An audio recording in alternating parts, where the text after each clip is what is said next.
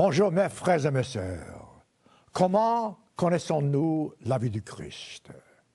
Principalement par les 4 évangélistes qui chacun ont décrit ce qu'ils ont vu, ce qu'ils ont entendu en ce qui concerne le Christ. Mais pourquoi y a-t-il 4 versions différentes? Autrement dit, vous avez Matthieu qui parle de certaines choses, Luc de même, Marc de même, Jean de même, et certaines personnes, certains chrétiens même, trouvent des contradictions dans ces récits.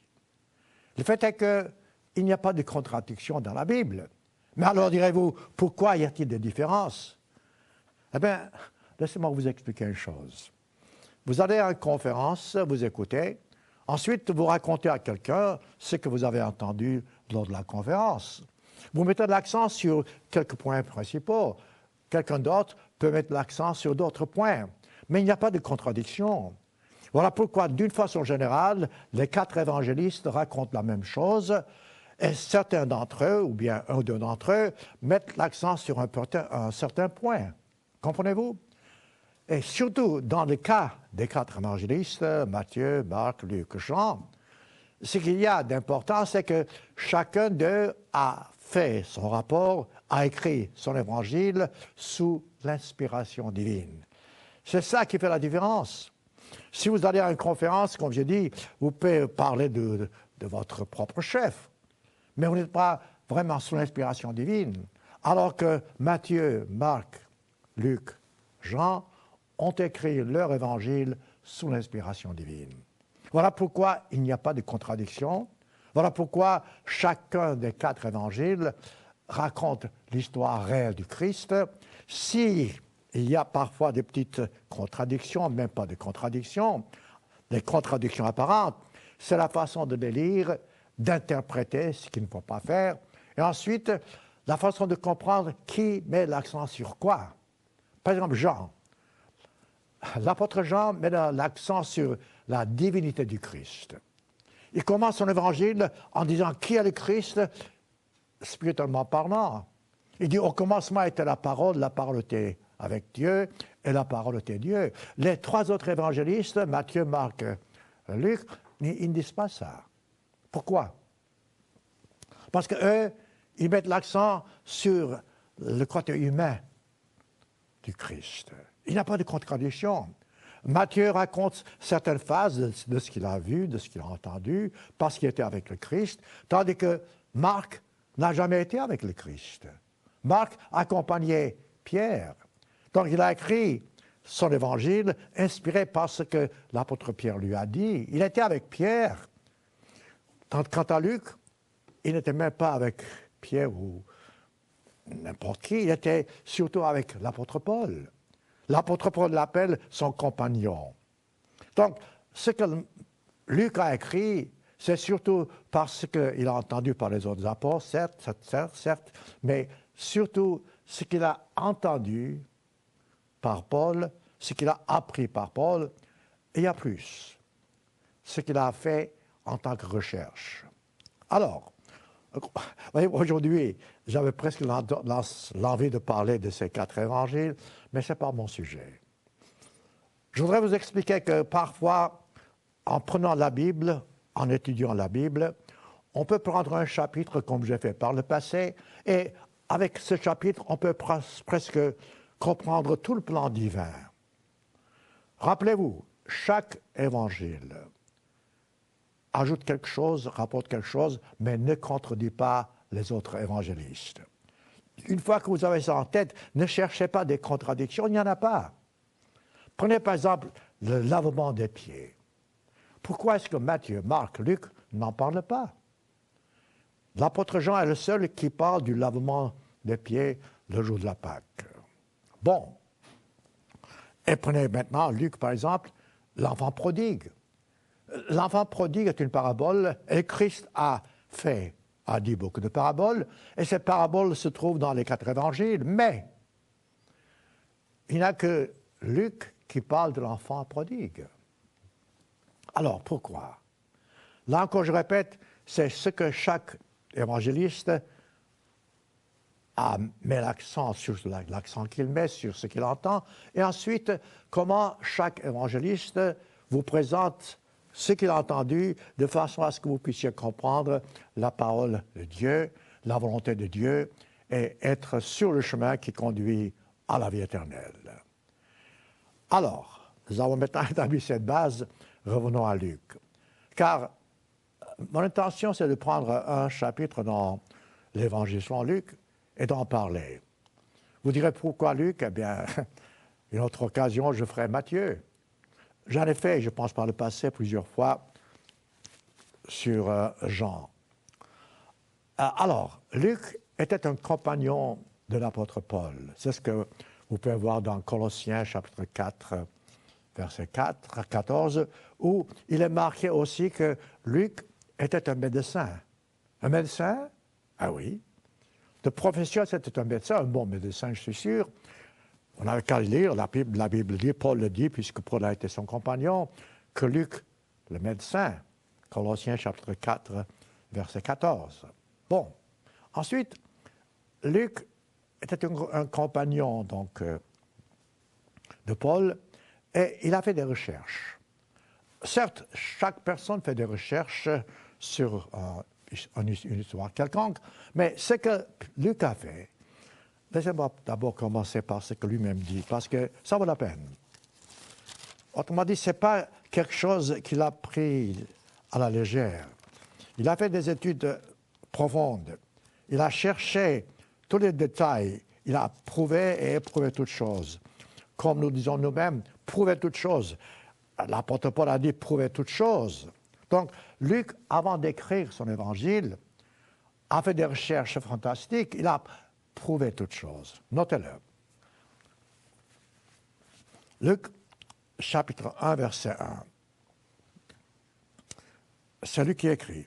Plusieurs ayant entrepris de composer un récit des événements qui se sont accomplis parmi nous, suivant ce que nous ont transmis ceux qui ont été des témoins oculaires, parce que, je répète, Luc n'était pas un oculaire témoin, il n'était pas l'un des disciples pendant 3 ans et demi, vivant à côté de lui. Donc, il a été avec les témoins oculaires, mais il n'était pas lui-même. Des ministres, dit-il, de la parole. Il m'a aussi semblé bon, c'est Luc qui écrit, après avoir fait des recherches exactes. Voyez-vous, ce n'est pas à peu près des recherches exactes sur toutes ces choses. Autrement dit, tout ce que vous entendez de l'Évangile, l'apôtre Luc, mettons, a fait des recherches fantastiques pour être sûr que ce qu'il rapporte, c'est exactement la vérité, comme les choses se sont passées.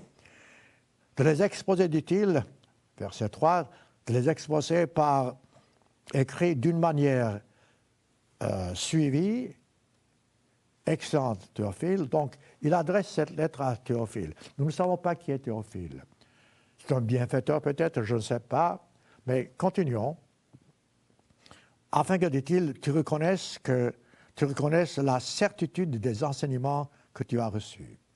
Théophile devait être quelqu'un qui était proche de Dieu. Du reste, le mot Théophile, c'est intéressant parce que si vous analysez le sens étymologique, Théo, c'est Dieu, Phile, c'est ami, ami de Dieu, amour de Dieu, si vous voulez. Mais voyez-vous, donc, déjà, le mot Théophile montre que cet individu s'intéressait à la vérité, et Luc s'adresse à cet individu, et il dit, voilà maintenant les résultats de mes recherches. Rappelez-vous, il a fait des recherches, en plus il a été avec l'apôtre Paul, et les deux ont coopéré ensemble. Alors, ce que Luc écrit, c'est la pure vérité. Il y a plus. Voyez-vous, il y a certes l'inspiration divine. Dieu a inspiré la parole de Dieu. Dieu a inspiré Luc à écrire cet évangile. Mais il y a plus. Vous pouvez dire, mais c'est quoi? Regardez voir, prenez le livre des Actes. Le livre des Actes, comme l'Évangile selon Luc, commence par quelque chose qui ressemble beaucoup à ce que vous avez vu dans l'Évangile selon Luc, au commencement. Notez-le, parce que c'est le même auteur. même les érudits de la Bible savent que Luc a écrit aussi les actes. C'est celui qui les a composés. Alors, évidemment, en partie, parce qu'il y a aussi les apôtres qui ont contribué, mais Luc lui-même a été l'auteur de ces actes d'une façon à ce que les choses qui se suivent puissent être expliquées aux chrétiens afin que les chrétiens croient. Il dit, Théophile, dit-il, Acte chapitre 1, verset 1, j'ai parlé, dit-il, dans mon premier livre. Voilà, ce premier livre, c'est l'Évangile selon Luc. Tout ce que Jésus a commencé de faire et d'enseigner dès le commencement jusqu'au jour où il fut enlevé au ciel. Voilà, donc l'Évangile selon Luc vous donne la vie du Christ dès le commencement jusqu'au jour où il a été enlevé au ciel, qui va suivre dans ce chapitre, dans les actes. Ensuite, dit-il, par le Saint-Esprit, aux apôtres qu'il avait choisis. Donc, on peut voir que les deux livres, Évangile Luc, Actes, ont été écrits, composés, mis ensemble par cet évangéliste Luc, qui, lui, a fait des recherches fantastiques. C'est aussi intéressant, je ne veux pas mettre de l'accent, je répète, mais Luc présente des choses d'une façon un peu intéressante. Il parle surtout de la mère de Jésus, plus que les autres. Il parle de Marie, il parle je dirais, de la mission des femmes, si vous voulez. C'est le plus long des 4 évangiles, le livre de Luc. Ensuite, il met l'accent sur l'adolescence du Christ. Les 3 autres évangélistes ne mettent pas l'accent sur l'adolescence du Christ. Ils en parlent. Mais ensuite, Luc a donné pas mal de paraboles. Je dirais même que plus que les autres apôtres. Mais le fait est que les paraboles de Luc sont uniques, je dirais. Autrement dit, prenez, comme je viens de dire, la parabole de l'enfant prodigue. Vous ne la trouvez pas ailleurs. Il n'y a que Luc qui en parle. Dans Luc 15, par exemple. Et aussi, Luc fait quelque chose qui est extrêmement intéressant. Luc parle de la mission des évangélistes ou bien des disciples du Christ. Ce n'est pas mon sujet, mais Luc, chapitre 10, là, vous pouvez voir décrit la mission des chrétiens, des disciples du Christ. Tout ça, c'est pour vous donner un petit exemple. Maintenant, prenons, comme je dis dans ce livre-là, un seul chapitre, Luc 14. Pourquoi direz-vous les 14? J'aurais pu prendre Luc 13, Luc 15, mais Luc 14 m'intéresse énormément, surtout à l'heure actuelle, parce que dans ce chapitre, il y a, à moins que je me trompe, 3 points importants. Non, 5 points importants. Le premier commence par la guérison que le Christ a faite le jour du sabbat. J'en parlerai dans quelques instants. Ensuite, le Christ parle de l'humilité dans ce même chapitre. Il dit, lorsque vous êtes invité, ne prenez pas la première place pour être vu des hommes. Ensuite, le Christ parle, toujours dans ce même chapitre, des pauvres, notre attitude envers les pauvres. Ensuite, le Christ entre dans un sujet, toujours dans ce même chapitre, Luc 14, d'un sujet qui est mystérieux aux yeux de beaucoup de chrétiens. C'est le grand repas, le repas des noces. C'est quoi ça, direz-vous? J'en parlerai dans quelques instants. Finalement, Luc parle dans Luc 14 de la mission des disciples du Christ et comment être vraiment disciple du Christ. Donc ça, c'est le résumé en quelque sorte. Une fois que vous avez ça, prenons, si c'est possible, peut-être même verset par verset, Luc 14. C'est très intéressant. De temps en temps, je ferai des détours comme c'est mon habitude.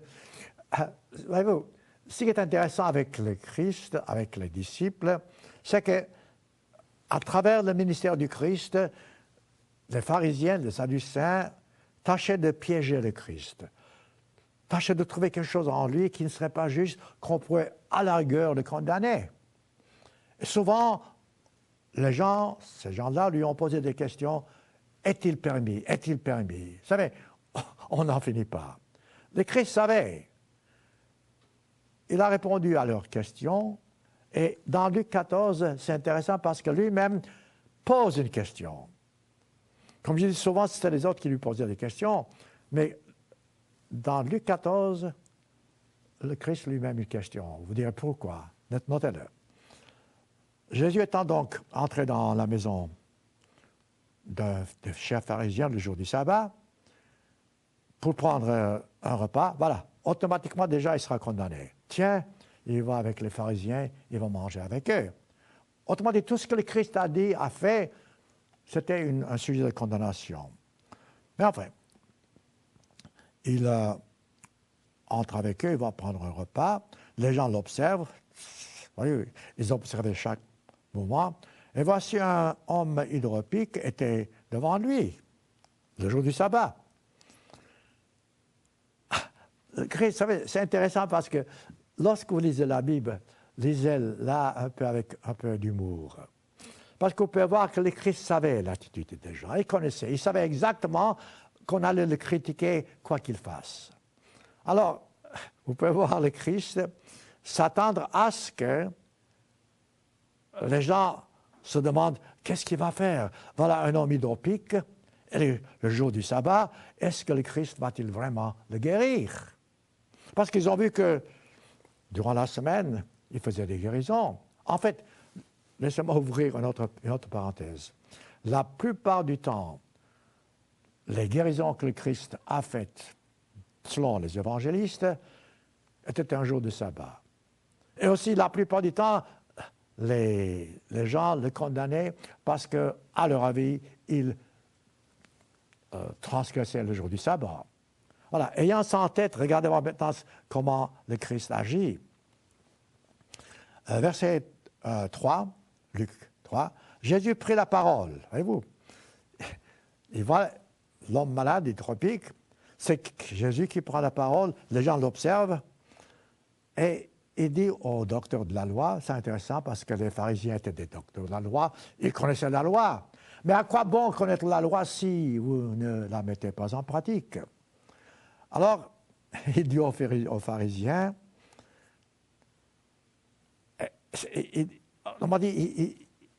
il leur pose une question, est-il permis ou non de faire une guérison le jour du sabbat? C'est le Christ qui parle. Il fait exprès. Maintenant, c'est lui qui pose une question à ces gens-là, les docteurs de la loi. Évidemment, vous pouvez voir leur confusion. Lorsque vous êtes confus, qu'est-ce que vous faites? Parfois, vous vous plaignez, parfois, vous gardez le silence. Et ils gardaient le silence parce qu'ils ne savaient pas que dire. Parce que quoi qu'ils disent, ils se seraient condamnés eux-mêmes. Alors le Christ, observant leur silence, il avança, verset 4, la main sur cet homme. Là encore, que signifie avancer la main sur cet homme? Il l'a oint.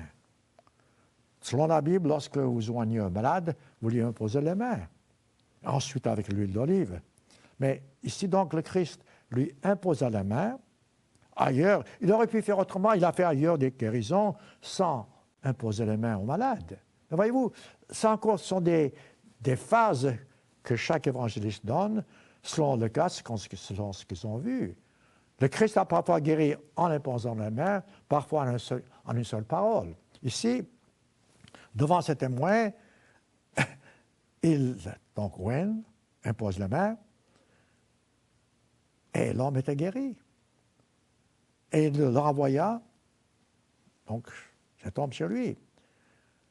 Puis il leur dit, parce que voyez-vous, les pharisiens, tout ça, ils étaient à bouche bée, ils ne savaient pas que dire.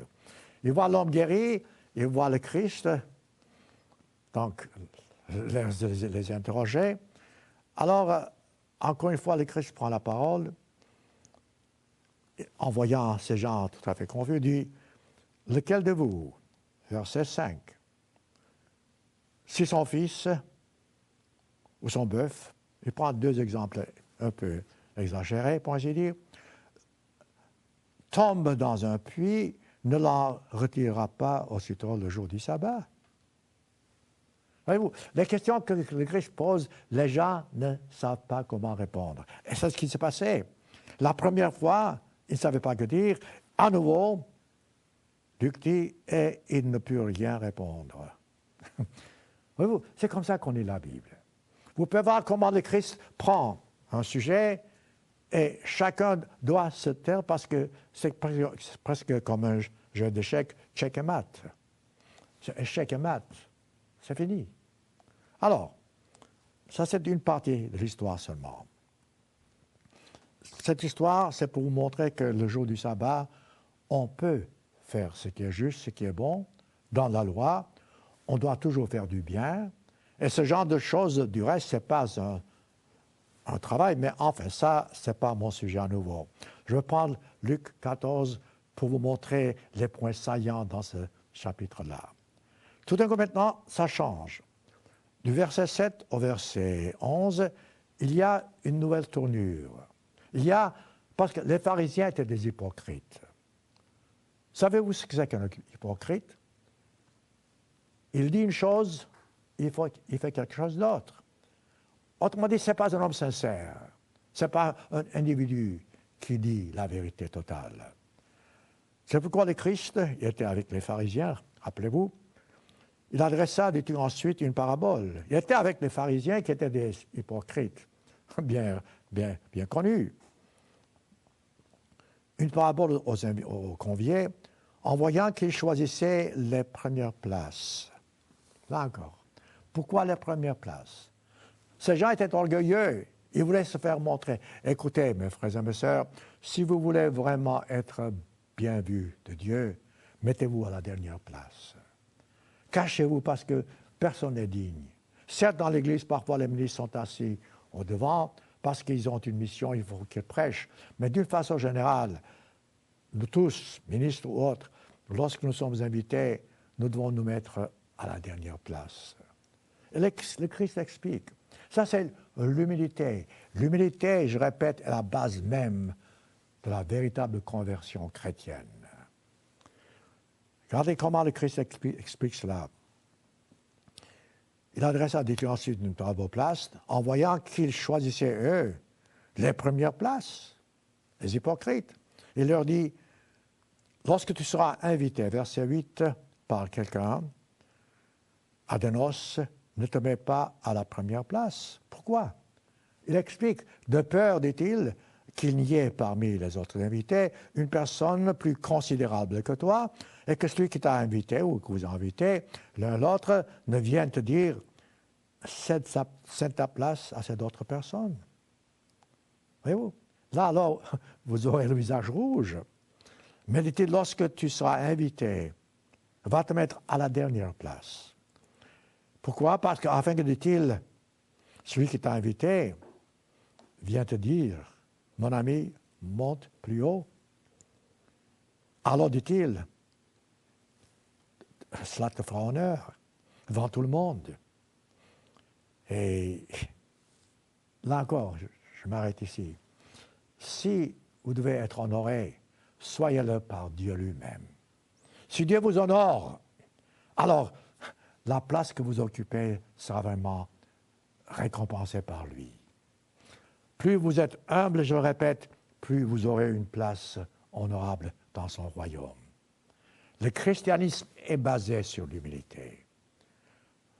Si vous aimez votre prochain comme vous-même, si vous aidez votre prochain, si vous faites tout ce que vous pouvez faire, et si vous vous considérez moindre que lui, alors vous faites preuve d'humilité. Je continue. Ce sont des grandes lignes que je vous montre ici. Il dit, car dit-il, verset 11, quiconque s'élève, voilà une vérité de base, sera abaissé, et quiconque s'abaisse sera élevé. Mes frères et mes sœurs, rappelez-vous cette recommandation divine. Voyez-vous, Luc ici, dans cette parabole, vous a déjà montré plusieurs choses. La guérison le jour du sabbat, ou bien le fait de s'enorgueillir. Comment se mettre la dernière place afin que, lorsque le moment viendra, vous serez honoré. Ceci a double sens. Dans le royaume de Dieu, ceux qui ont vécu ici-bas et qui ont fait vraiment preuve d'une attitude fantastique seront élevés.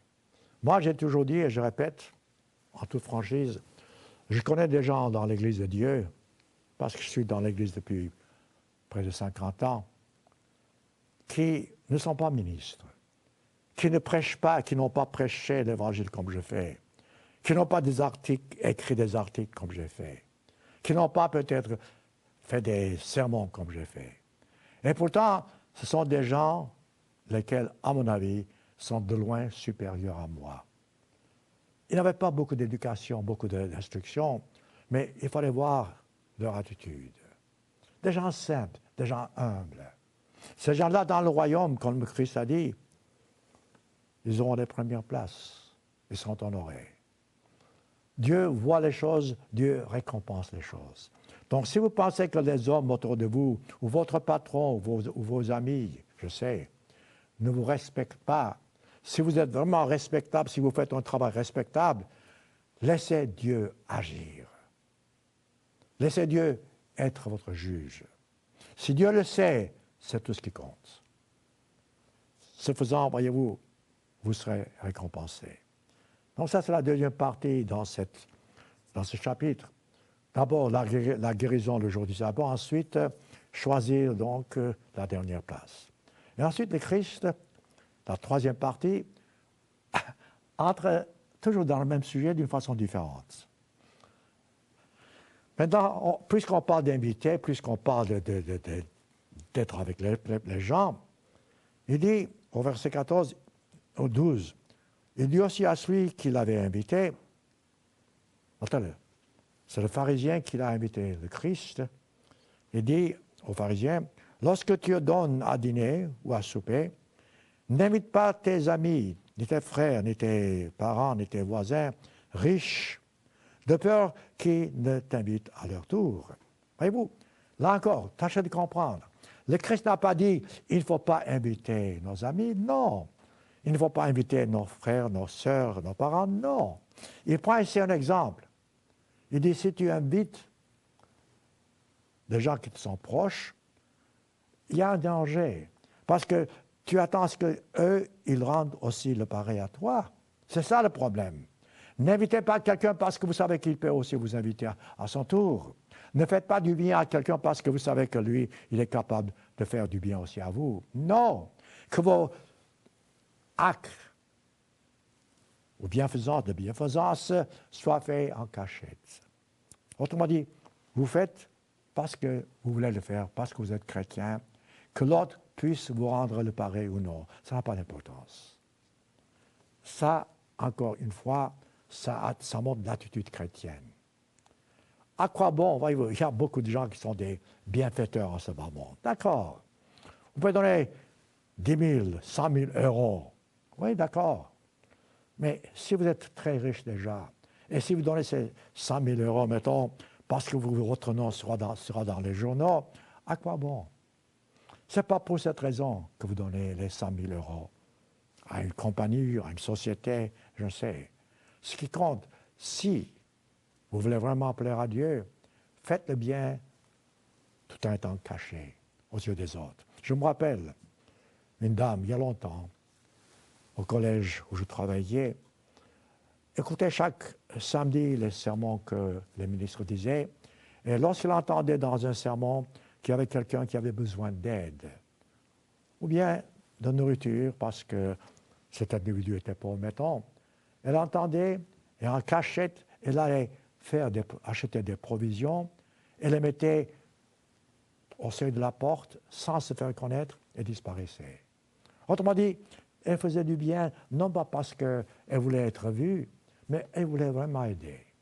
Ça, c'est l'attitude dont le Christ parle.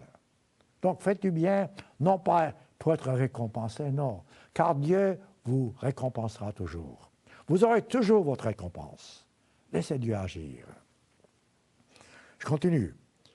De peur qu'il t'invite à leur tour, et qu'on te rende l'appareil. Mais dit-il, verset 13, voilà, encore une fois, il vous donne la réponse. Mais dit-il, lorsque tu donnes un festin, invite les pauvres, des estropiés, des boiteux, des aveugles. Autrement dit, des gens qui ne sont pas capables de te rendre l'appareil. Et tu seras, dit-il, heureux de ceux qui ne peuvent pas te rendre l'appareil. Pourquoi? Une fois encore, pour ne pas s'enorgueillir, pour ne pas agir par vanité, et pour agir en tant que chrétien, on donne parce que c'est chrétien. On donne parce que nous aimons notre prochain comme nous-mêmes. Vous direz, et alors, où sera notre récompense? Vous savez, ça c'est humain. Dans toute chose, nous voulons quand même être récompensés. Alors, qu'est-ce qu'il y a pour moi? Le Christ, une fois encore, répond. Il dit, car, dit-il, elle te sera rendue à la résurrection des justes. C'est ce que je viens de vous dire en ce qui concerne. J'ai vu certaines personnes dans ma vie et j'ai vu leurs actes en ce bas monde. Et je sais que à la résurrection des justes, ils seront mieux placés que certains d'entre nous, y compris moi. Parce que c'est des gens qui ont agi avec une sincérité de cœur. Voilà comment on peut étudier la Bible. Voyez-vous, j'ai pris ce Luc 14, je prends des points saillants. Nous avons vu jusqu'à maintenant la guérison du jour du sabbat. Nous avons vu, lorsqu'on t'invite, mets-toi à la place d'humilité. Ensuite, lorsque tu invites des gens, lorsque tu fais quelque chose, ne fais pas parce que les autres peuvent aussi te rendre l'appareil, mais parce qu'ils ne peuvent pas le faire. Ils ne peuvent pas t'inviter à leur tour. Donc, comme vous pouvez voir, jusqu'à maintenant, nous avons eu des vérités très, très importantes, de base même, dans un chapitre qui explique certaines choses. Ensuite, tout d'un coup, le Christ entre dans un sujet tout à fait nouveau. Nouveau et pourtant pas. Parce que c'est pourquoi j'ai pris ce chapitre, parce que dans ce chapitre, tout d'un coup, le Christ explique quelque chose que la plus grande partie des chrétiens aujourd'hui ignorent. Laissez-moi d'abord vous poser la question. Êtes-vous sûr que le Christ reviendra? Si oui, quelle preuve avez-vous? Certes, vous pouvez voir ce qui se passe autour de vous, d'accord. Vous pouvez voir cette corruption, d'accord, ces guerres, d'accord. Mais ça, ce n'est pas suffisant. Montrez-moi dans la Bible une certitude que le Christ viendra. Parce que ce qui compte, c'est ce que le Christ a dit, ce que la Bible révèle. Eh bien, vous savez fort bien, prenez Matthieu 24.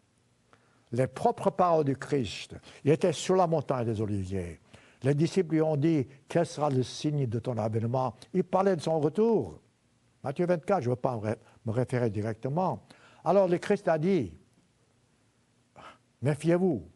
Ensuite, il raconte tout ce qui va se passer avant son retour. Le Christ a parlé de son retour. Et ce qui va se passer avant son retour. Donc là, j'ai la certitude, lorsque je lis Matthieu 24, que le Christ reviendra. Et pourtant, aujourd'hui, regardez voir, la plupart des chrétiens n'y croient pas ou bien n'en sont pas sûrs. Voilà où nous en sommes. Voilà pourquoi les gens ne comprennent pas la Bible. Ici, Luc, dans Luc 14, ne parle pas vraiment du retour du Christ directement, ce n'est pas ça son sujet, mais il fait allusion au retour du Christ et il explique ça d'une façon tout à fait différente. Notez-le.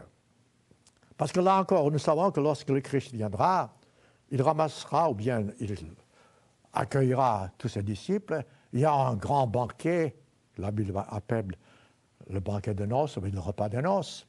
Tout d'un coup, ici, dans Luc 14, Luc entre dans ce chapitre, dans ce sujet. Regardez ce qu'il dit. D'abord, l'introduction de ceux qui étaient, verset 15, à table avec lui, après avoir entendu ces paroles, il a dit, « Heureux celui qui prendra son repas dans le royaume de Dieu. » Voilà le repas dont on parle. Autour du Christ, il y aura ce repas de noces. Et le Christ a dit, un homme donnant un grand souper. Maintenant, le Christ prend cette déclaration de l'homme, tout d'un coup, il la compare à ce qui va se passer lorsque le Christ reviendra avoir ou prendre son repas avec ceux qui étaient invités. Qui sont ceux qui sont invités? Ceux qui sont invités aujourd'hui sont ceux dont les yeux sont ouverts, qui comprennent cette vérité, qui étudient la Bible et qui font leur part. Mes frères et mes sœurs, votre devoir, c'est de servir. Vous avez été appelés pour servir et non pas pour vous enorgueillir. Et non pas pour dire, oh, je suis parmi les peu qui ont été choisis à l'heure actuelle. Si c'est ça votre attitude, votre appel est vain. Oui, vous n'êtes pas vraiment appelés. Si vous avez été appelés pour servir, oui. Pour vous glorifier, non. Le Christ, aujourd'hui, a son Église. Son Église se compose de ceux qui ont été appelés pour préparer le chemin du retour du Christ. C'est ça la raison pour laquelle le Christ a appelé les disciples dans son Église. C'est notre mission. Nous ne sommes pas meilleurs et de loin que les autres. Nous ne sommes pas plus intelligents, plus beaux, plus grands, plus riches. Au contraire. Nous sommes les plus pauvres.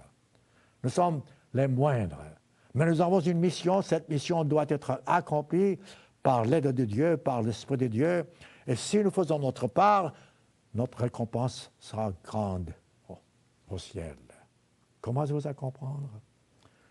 Alors, si vous êtes parmi ce groupe, appelé pour participer aux noces du Christ, quelle est votre attitude? Voilà pourquoi le Christ, tout d'un coup, entre dans ce sujet. Il dit, un homme, dit-il, donne un grand souper. Il parle maintenant en parabole. Luc, souvent, remet les choses sous forme de parabole.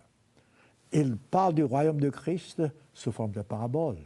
Il parle de cette noce sous forme de parabole. Il dit, il invita, dit-il, il donna un grand souper. Il invita beaucoup de gens à l'heure du souper. Autrement dit, lorsque le moment arrive, qu'est-ce qui se passe? Il envoya dire son serviteur aux conviés, les prophètes de Dieu, ce que Dieu appelle. Donc, nous font savoir que c'est l'heure du repos. Ça, je paraphrase maintenant. Il envoya donc dire, venez, car tout est prêt. Mais tous, unanimement, se mirent à s'excuser. Voilà. Là encore, voyez, je peux ouvrir tout un chapitre. J'ai vu tellement de gens, lors de mon ministère, qui comprennent entre guillemets, qui entendent la vérité, qui entendent ce que je dis, qui entendent ce que Dieu dit dans la Bible, mais ils ont des excuses. Oh, moi, je ne peux pas observer le sabbat, donc je ne peux pas être chrétien. Moi, je vais me marier avec n'importe qui, je ne sais pas quoi, donc je ne vais pas être chrétien. Moi, j'ai un travail important, c'est plus important que le fait d'être chrétien, ainsi de suite. Donc, des excuses, on n'en finit pas. Mais ces excuses vous tiendront loin du royaume de Dieu. C'est de cela dont le Christ parle ici dans ce chapitre. Donc, ceux qui étaient invités se mirent à s'excuser. Vous savez, mes frères et mes sœurs, j'ai souvent dit et je répète, la chose la plus facile au monde, c'est de trouver des excuses. Personne, absolument personne, je dirais, sera sans excuse parce que tout le monde peut trouver une excuse. S'il n'en trouve pas, il dira, bon, et c'est la faute aux autres. Vous pouvez toujours mettre la faute sur quelqu'un d'autre. Voilà une excuse. Vous savez fort bien, il est facile de blâmer quelqu'un d'autre pour vos fautes à vous. Donc, les excuses ne valent rien. Et pourtant, ce que le Christ a appelé pour servir, voilà qu'ils se mettent à s'excuser. Il y a 3 excuses ici que vous verrez. Laissez-moi d'abord lire. Le premier dit, j'ai acheté un champ, je suis obligé d'aller voir, excuse-moi. Autrement dit, vous avez un commerce, vous avez une affaire, vous êtes très occupé. Ces noces ne vous intéressent pas beaucoup. Parce que vous ne voyez pas la réalité, l'importance, vous négligez. Donc, il s'excuse pour son travail, pour sa possession. Un autre dit, je viens de me marier. C'est pourquoi, dit-il, je ne peux pas aller. C'est intéressant. Voilà des excuses qu'on cherche pour ne pas être en os que le Christ a préparé pour nous. Donc, des excuses là, personnelles si vous voulez. Un autre dit, le serviteur dit-il, un autre rapporta, attendez voir, c'est, oui, je viens de me marier, c'est pourquoi je ne peux pas aller. Le serviteur rapporta donc toutes ces choses au Christ. Et qu'est-ce qui se passe? Alors le Christ, le maître de la maison, dit, va promptement dans les places publiques, dans les rues, les villes, etc., ramasse les pauvres, les estropiés, va encore ceux qui n'ont pas les moyens de comprendre, mettons, les aveugles, les boiteux. Le serviteur va, il fait de même, verset 22, 23, il dit, il y a encore la place. Et le Christ dit, au verset 23, va le long des chemins. Et tu trouveras, contrains-les de les inviter afin que ma maison soit remplie. Je m'arrête ici. Alors là, voyez-vous, il y a une vérité qui sort, il faut absolument que vous sachiez. Quelle est la signification de cette instruction du Christ? Autrement dit, si ceux qui ont été invités n'acceptent pas, est-ce que le Christ dit, ouvre les portes, ramasse tout le monde? Au premier abord, c'est l'impression que nous avons. Mais lorsque vous lisez la Bible, mettez les choses ensemble. Il n'y a pas de contradiction. Si vous lisez ceci séparément des autres, il y aura une contradiction. Le but de la vie, c'est que nous soyons convertis. Cette conversion, comme je vous ai toujours dit, se fait lorsque vous vous repentez de vos péchés, vous faites baptiser en tant qu'adulte, et ensuite, vous recevez le Saint-Esprit, et dès ce moment-là, donc, vous faites partie des élus. Ici, tout d'un coup, lorsque vous voyez ça, vous dites, tiens, on n'a pas besoin donc de se repentir, on n'a pas besoin d'observer les lois, on n'a pas besoin, on n'a qu'à être parmi les estropiés et les pauvres, on sera invité en os. Voyez-vous ce qu'il attend? Non. Il faut mettre les choses ensemble. Je m'arrête ici pour un instant. Laissez-moi faire un détour et revenir à Matthieu. Matthieu chapitre 22.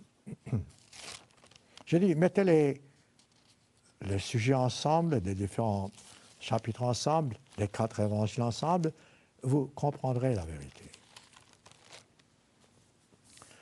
Matthieu 22, il parle de la même façon, mais d'une façon différente. Il parle du même sujet, mais d'une façon différente. Il dit, Jésus prenant la parole, Matthieu 22, leur dit de nouveau en parabole, le royaume des cieux, voilà, on parle du royaume de Dieu, le royaume des cieux, est semblable à un roi, c'est ce que nous avons vu, qui fit des noces pour son fils. Il envoya donc ses serviteurs, son fils. Ici, voyez-vous, il est question du Christ et de son Père. C'est tout en parabole. Et le Christ envoie, afin que lorsque le Christ viendra pour ses noces, pour que les invités viennent. Il envoya donc aux serviteurs appeler ceux qui étaient invités en noces. C'est ce que nous avons envoyé dans Luc. Mais ils ne voulurent pas. Voyez-vous, chacun, Matthieu parle d'une façon un peu différente, mais c'est la même chose. Et Luc, de même, mais chacun ajoute quelque chose d'intéressant.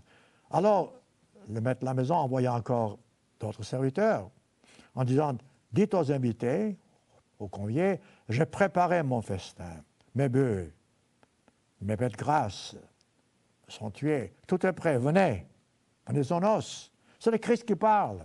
Il veut que nous soyons dans son royaume, parce que Dieu veut que tous soient sauvés en fin de compte. Mais pour le moment, ce sont ceux qui ont d'abord qui sont invités pour préparer le chemin afin que ces noces aient lieu, pour que plus tard tous soient sauvés. Mais ça, c'est un autre sujet. Alors, qu'est-ce qui se passe?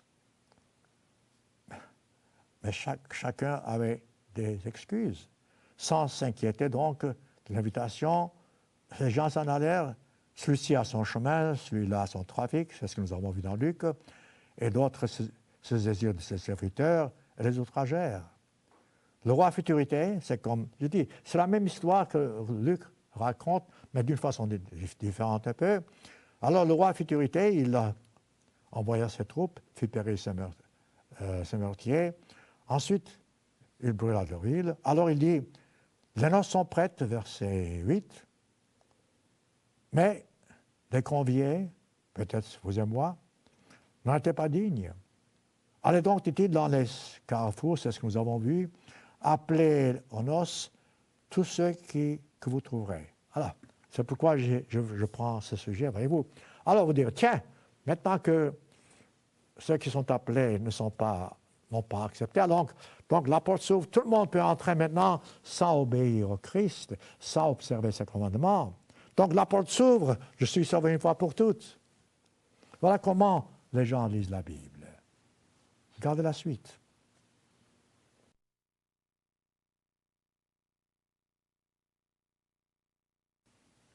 Ces serviteurs allèrent dans les chemins, rassemblèrent donc tous ceux qu'ils ont trouvés méchants et bons. La salle fut pleine de conviés. Ensuite, le roi, ça c'est intéressant, voilà la clé. Le verset 11. Le roi entra pour voir ceux qui étaient là. Il aperçut un homme qui n'avait pas, revêtu un habit de noces. Mais voyons. Ce sont des gens de rue. Ils ont été ramassés dans les rues, invités aux noces. Vous direz, comment voulez-vous qu'eux, ils portent des habits de noces? Tâchez de comprendre. Voyez-vous, là, voilà la clé. Ce que Dieu appelle, il faut qu'ils mettent des habits de noces, c'est-à-dire être prêts, convertis, se faire baptiser, recevoir l'Esprit de Dieu. Ici, dans cette parabole, bien que tous soient invités, le Christ voit ceux qui ne s'étaient pas repentis ou qui ne veulent pas se repentir. Les habits de noces ici représentent le fait de se repentir. Donc, il voit un homme qui ne s'était pas repenti, qui n'avait pas mis les habits de noces, qui n'était pas prêt à prendre part à ce banquet. Dans cette parabole, vous pouvez voir que non, tous ne peuvent pas entrer parce que la porte est ouverte. Les conditions sont toujours valables pour tout le monde. Le repentir, se faire baptiser, recevoir le Saint-Esprit, croître dans la grâce et la connaissance. Ça, c'est l'habit de noces. Si vous ne l'avez pas, vous n'entrez pas. Vous ne serez pas présent aux noces que le Christ a préparées. Voyez-vous, lorsque vous mettez tout ça ensemble, vous pouvez comprendre. Laissez-moi finir cette phrase ici, parce que verset 12, Matthieu 22, verset 12, alors il dit donc, alors mon ami, comment es-tu entré sans avoir un habit de noces? Cet homme avait la bouche bée. Donc vous ne pouvez pas entrer, je répète, parce que la porte est ouverte. Vous devez entrer avec les mêmes conditions que tous ceux qui doivent entrer dans le royaume. C'est-à-dire se soumettre à Dieu, faire sa volonté, agir en tant que chrétien, occuper la dernière place, être plein d'humilité, se sacrifier s'il le faut, ainsi de suite. Vous pouvez voir, maintenant revenons à Luc 14. Voilà pourquoi le Christ a dit, car je vous dit-il en vérité, verset 24, car je vous dit-il, aucun des hommes qui avaient été invités ne goûtera de mon souper. Voyez-vous, mes frères et mes sœurs, je répète, Dieu veut que tous soient sauvés. Dieu nous a appelés à l'heure actuelle pour que nous puissions faire notre travail. Non pas, je répète, et je répéterai, parce que nous sommes meilleurs, loin de là, mais parce que nous sommes disposés à servir. Si vous ne voulez pas servir, vous n'êtes pas chrétien. N'espérez même pas être chrétien. Plus tard, peut-être Dieu ouvrira vos yeux. Après cela, Donc voilà cette question du grand repas. Le grand repas, lequel, je répète, est votre conversion pour être présent aux noces du Christ et pour que, lors de la résurrection des morts, vous soyez parmi ceux qui sont transformés d'êtres physiques qu'ils sont en êtres spirituels qu'ils seront. Et tout comme dans le reste du chapitre, Matthieu 14, vient à cette conclusion. Voyez-vous, le Christ, c'était intéressant ce chapitre parce que c'est pourquoi je l'ai pris. Le Christ vous montre comment, tout d'un coup, après avoir expliqué tout ça, avoir l'habit de noces. Qu'est-ce que c'est que l'habit de noces? Comment changer? Comment faire partie de ceux qui étaient invités et d'accepter de remettre l'habit de noces. Verset 25, Luc 14. Parce que les gens écoutent le Christ, les gens entendent, il dit, le Christ voit la grande foule, il se retourne et dit, si quelqu'un vient à moi, voilà maintenant les conditions d'être sauvé, les conditions de faire partie de ceux qui sont dans la première résurrection. Tâchez de comprendre. Il dit, si quelqu'un vient à moi, verset 26, ne hait pas son père, sa mère, sa fille, ses enfants, ses frères, ses sœurs, même sa propre vie, ne peut être mon disciple. Voilà. Voilà, la Bible se contredit. Comment est-ce que Dieu veut que je hais mes parents? Donc, je ne suis pas chrétien, je ne veux pas croire au Christ. Voilà que je ne peux pas vraiment croire à ce que l'apôtre Luc a dit. Non, ce n'est pas du tout ça. Là, comprenez bien, la Bible n'a pas été écrite en français, ni en anglais, ni en allemand. Luc a écrit ici en grec. Mais les autres parlent du même sujet. Prenez Matthieu chapitre 10. Matthieu fait allusion, fait la même remarque, mais il l'explique d'une façon différente. Matthieu chapitre 10. Parfois, les pages sont difficiles à tourner. Voilà. Le Christ a dit, verset 17, Matthieu 10, 17, « Celui qui aime son père ou sa mère plus que moi n'est pas digne de moi. Celui qui aime son fils ou sa fille n'est pas digne de moi. Celui donc qui préfère ses enfants n'est pas digne de moi. Celui qui ne prend pas sa croix n'est pas digne de moi. » Voilà la signification de haïr son père ou sa mère. C'est une façon de parler. Donc, le mot haïr ici, c'est aimer moins. Si vous aimez quelqu'un d'autre plus que Dieu, vous n'êtes pas digne de Christ. J'ai parlé avant-hier à quelqu'un. Il était vraiment fâché. Il était fâché, je ne sais pas pourquoi, mais enfin, ça, ce n'est pas la question. Il pensait que Dieu est injuste. Écoutez, je dis, faites Dieu agir. Laissez Dieu faire les choses. Si vous commencez à vous mettre à sa place, vous n'êtes pas digne de Christ. Quand vous parlez, vous aimez ce quelqu'un-là dont vous parlez, puisque Dieu, si injustice a été faite contre quelqu'un, laissez Dieu en prendre soin. Et c'est vrai, si quelqu'un vous a fait un tort quelconque, laissez Dieu en prendre soin. Ne lui rendez pas l'appareil. C'est ça, cette leçon que nous voyons ici. Le Christ dit donc, si vous avez quelqu'un d'autre en tête et que vous le mettez avant moi, vous n'êtes pas digne de moi. Je vous pose la question, aimez-vous le Christ plus que vous aimez vos parents, votre femme, votre mari, vos enfants? N'importe. Aimez-vous le Christ plus que vos possessions matérielles? N'importe. Si tel est le cas, vous haïssez le Christ. Et vous ne serez pas dans le royaume. C'est ça, voyez-vous, l'idée, et c'est très clair. Ensuite, le Christ, pour terminer, il nous montre comment vraiment agir. Vous savez, mes frères et mes sœurs, comme j'ai dit, j'ai rencontré beaucoup de gens dans ma vie, lors de mon ministère.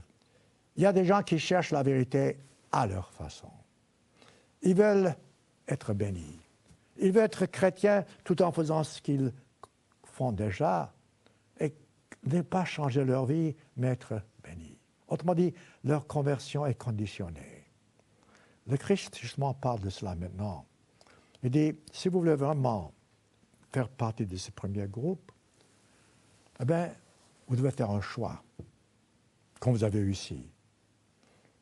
S'il le faut, tout laisser de côté, y compris les vôtres, et suivre le Christ. S'il le faut. La plupart du temps, vous n'avez pas besoin de faire ça, mais les gens, une fois encore, tordent les Écritures. On n'a pas besoin de se retirer du monde pour être chrétien. On n'a pas besoin de s'isoler du monde pour être chrétien. Pas du tout. On doit rester dans le monde, mais agir comme le Christ a agi. Toujours obéir à Dieu le Père, au commandement. S'il faut souffrir pour cela, on souffrira. Et ici, le Christ explique d'une façon très claire que si vous voulez vraiment être du groupe de ceux qui sont appelés, vous devez être prêt toujours à mettre le Christ ou Dieu avant toute personne, avant toute chose. Mais ce n'est pas facile. Là, je peux encore vous raconter des histoires sans fin. Vous savez, j'ai rencontré des gens sincères, vraiment sincères. Ils voulaient faire ce que Dieu voulait faire. Et ils avaient l'air de comprendre. Lorsque j'explique, ils comprenaient. Mais ils ne voulaient pas abandonner un certain travail. Ils ne veulent pas abandonner un certain membre de la famille. Alors, ils n'ont pas pu être baptisés.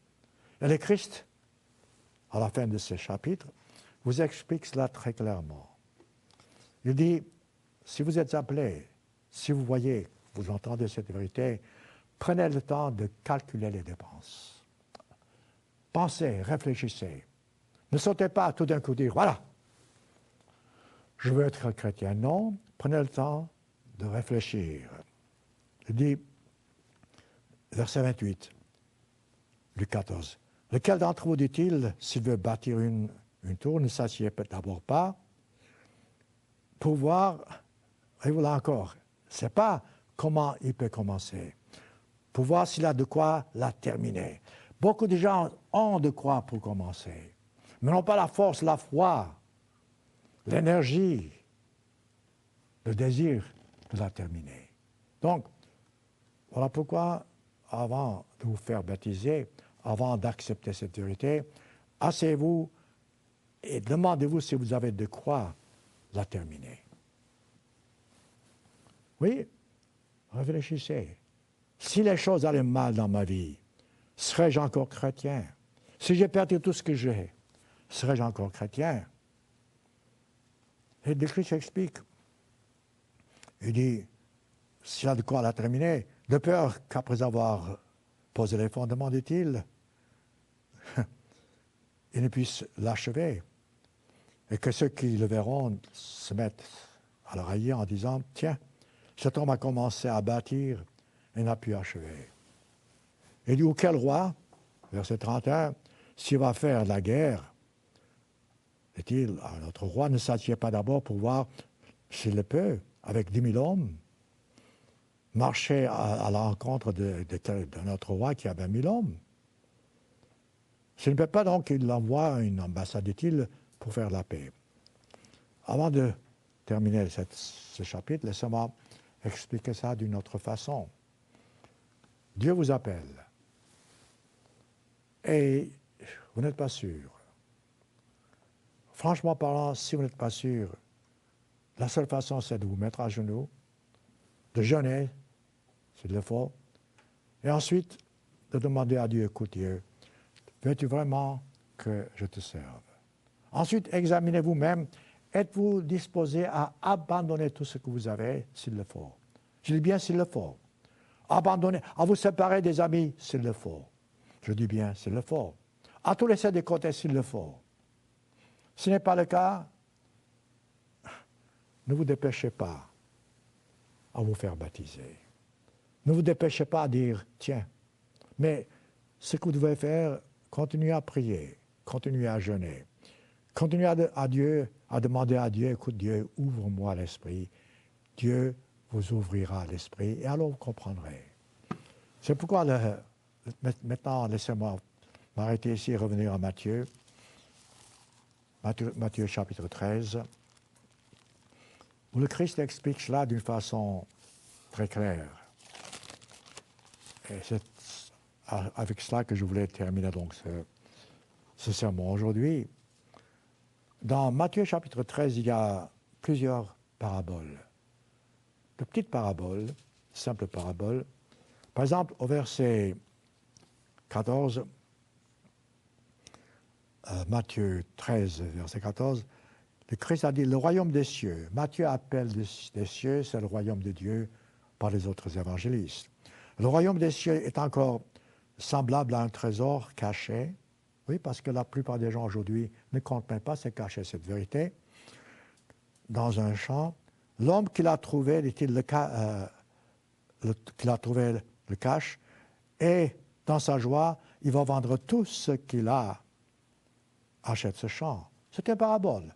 La parabole ne dit pas tout, n'explique pas toutes les choses mot à mot. Donc, ici, le Christ nous montre que si nous voulons avoir ce trésor, la vérité, nous devons être prêts à tout vendre et acheter ce champ.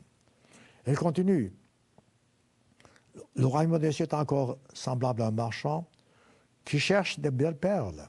Encore, en comparaison, mettons, le royaume de Dieu. Il a trouvé une perle de grand prix, l'évangile, la vérité, le salut. Il est allé vendre tout ce qu'il avait, il a acheté. Tout ce que. C'est ça, voyez-vous, c'est ça l'idée. Avec Dieu, c'est tout ou rien. En fin de compte, vous recevrez tout. Mais il faut avoir cette attitude que s'il le faut, vous abandonnez tout. J'ai tellement vu, mes frères et mes sœurs, je répète, dans ma vie, des gens qui sont sincères, qui cherchent sincèrement, mais qui ne sont pas disposés à renoncer à ce qu'ils ont. À renoncer même à des amis s'il le faut.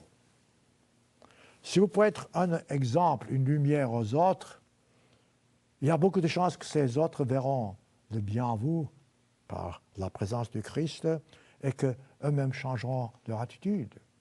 Mais si vous abandonnez-vous pour ne pas les perdre, vous les perdez et vous vous perdez vous-même. Commencez-vous à comprendre. Et maintenant, revenons Luc 14 pour terminer. Après avoir expliqué cette vérité, que vous devez vraiment mettre Dieu avant toute personne, toute chose, il parle des chrétiens comme quelqu'un qui apporte de la saveur au monde. Là encore, dans Matthieu chapitre 5, le Christ a dit, vous êtes le sel de la terre. Vous êtes la lumière du monde. Et le Christ ici, d'après Luc, termine avec cet exemple. Le sel, dans le chrétien, en comparaison, est une bonne chose. S'il perd sa saveur, dit-il, avec quoi la lui rendra-t-on? Si vous avez perdu ce dévouement pour le Christ, avec quoi le remplacerez-vous? Comment est-ce que vous pouvez vraiment être un chrétien? Ce sera bon pour être jeté. Il n'est bon, dit-il, que pour le fumier. Et dit-il que celui qui a des oreilles pour entendre, entende. Eh bien, dans ce sermon, vous avez entendu comment être vraiment chrétien. S'il le faut, comment abandonner tout, suivre le chemin que le Christ a tracé devant nous. Comment vous vous comportez lorsque les choses vont se gâter et se gâteront. Et lorsque vous hésiterez à choisir entre Dieu et éviter les souffrances en ce bas monde. Vous savez, je pense de temps en temps à ce qui s'est passé durant la Deuxième Guerre mondiale, dans ces camps de concentration, ces holocaustes. Les gens ont vraiment dû souffrir énormément. Eh bien, les jours qui viennent devant nous, comme le Christ a dit dans Matthieu 24, sont pires. Eh bien, il ne faut pas que nous ayons peur d'affronter ces jours. Il faut que nous ayons les yeux sur le Christ. Ayons foi en lui, sachant que Dieu nous guidera, nous aidera, nous protégera, et que nous soyons prêts pour ces noces. Autrement, à quoi bon de se dire chrétien? En tant que chrétien, mes frères et mes sœurs, nous devons être disposés à tout abandonner s'il le faut. La plupart du temps, voyez-vous, on n'a pas besoin d'abandonner tout. C'est comme Abraham. Dieu a dit, va, sacrifie ton fils. Dieu ne voulait pas que Isaac soit sacrifié et qu'Abraham perde son fils, mais Dieu a mis Abraham à l'épreuve. Et Abraham a montré par son exemple qu'il est disposé à obéir à Dieu, sachant que Dieu ne veut pas que nous commettions un meurtre. Ce genre de foi, ce genre d'assurance qui vous permettra d'entrer dans le royaume de Dieu. Relisez Luc chapitre 14, avec ça en tête. Et vous verrez comment le tout sera clair. Et vous verrez que, ce faisant, les autres évangélistes ne contredisent pas ce que Luc dit ici, ou que la Bible elle-même ne se contredit pas. Car toute parole, comme l'apôtre Paul dit, a été écrite sous l'inspiration divine pour enseigner, pour corriger, pour nous conduire vers le royaume de Dieu.